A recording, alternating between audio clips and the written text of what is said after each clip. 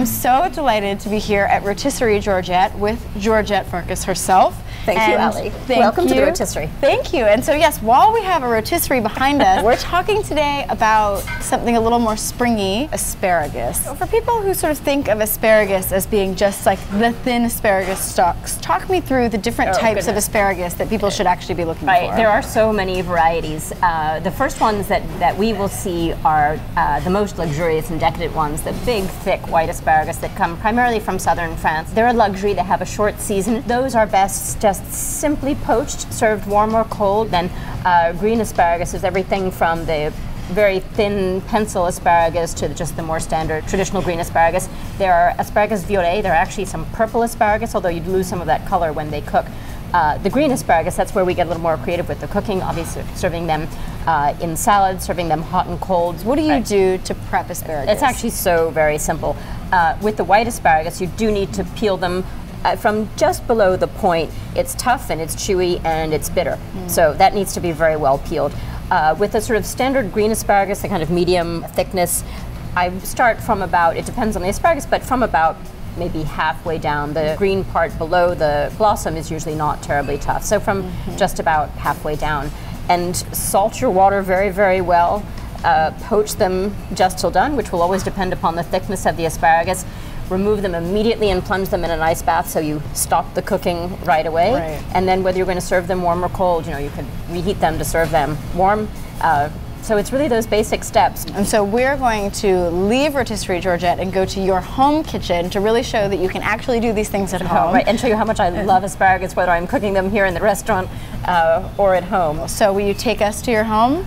Let's go uptown. We're going to make 2 asparagus dishes.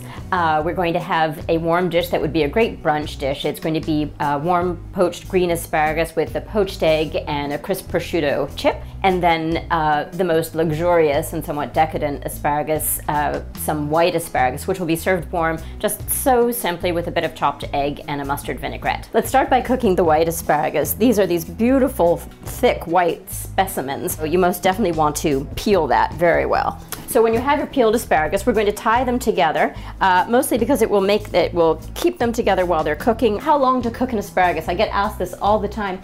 It really depends entirely on the girth, the width of your asparagus.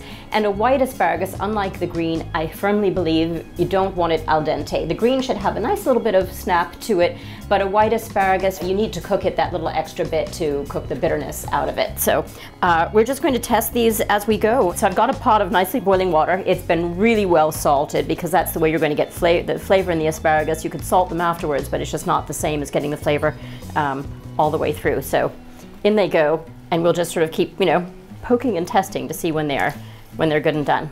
I'm going to check these after about a good 7-10 minutes or so. So the asparagus is cooked through. I've really poked them to make sure they're super nice and tender. And the beauty of having them all tied together, although I do recommend a tongs, is that you can lift them out all in one batch. And we're going to submerge them here in an ice bath, which I've got standing by. So I like to make my vinaigrette with the base is a bit of Dijon mustard, some sherry vinegar, and canola oil. I think that's got the lightest touch to it. So I always start with a pinch of salt.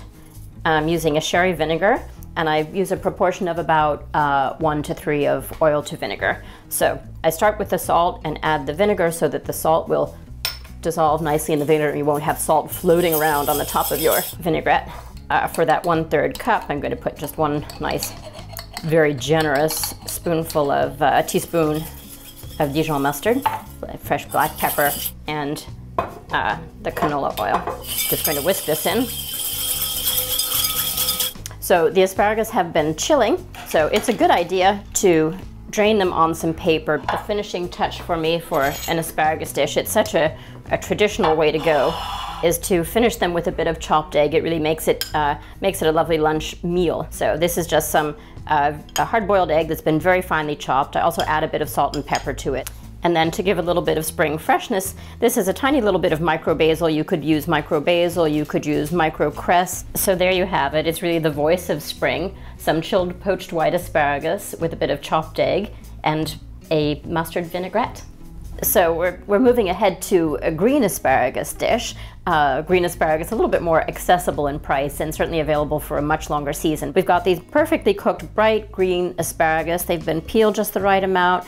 And I've got them draining here, but I'm going to actually do two things with this. We're going to have some whole asparagus, and we're going to do a quick little saute of some of the ends of the asparagus. They were cooked in really well salted boiling water for probably about 4 minutes or so. The cooking time again will depend upon the width of your asparagus, so you want to, when you see that bright green color, you want to just start to test them. I'm going to put just a little tiny drop of butter in here. I've got a drop of butter, and I have some nice very thinly sliced shallots. So I'm going to make us a tiny little asparagus fricassee just with these ends that we're not going to be using. These asparagus are really already fully cooked. This is just a real quick sort of flash saute to give them a little flavor with the shallots. So this is actually my serving dish. I'm just tossing these in here to get them coated with that drop of butter. It's going to get a tiny squeeze of lemon. The garnish that's going to give this dish a little bit of depth of flavor and also a nice crunch. So I've taken some Serrano ham, put it in about a 350-degree oven on a sheet pan with a little bit of parchment paper, and then another sheet pan went on top. And they cooked at 350 degrees for just under an hour. I have my perfectly poached eggs, if I may say so myself, standing by. They're poached in these are poached in just very gently simmering water with a drop of vinegar that helps coagulate the egg. I'm just going to put our little asparagus fricassee here. One perfectly poached egg and a lovely crisp. I'm going to finish with just a little bit of chives. Thank you so much for joining me here in my home kitchen for preparing some beautiful springtime asparagus dishes. I hope to welcome you to Rotisserie Georgette this spring, where we'll prepare some asparagus for you.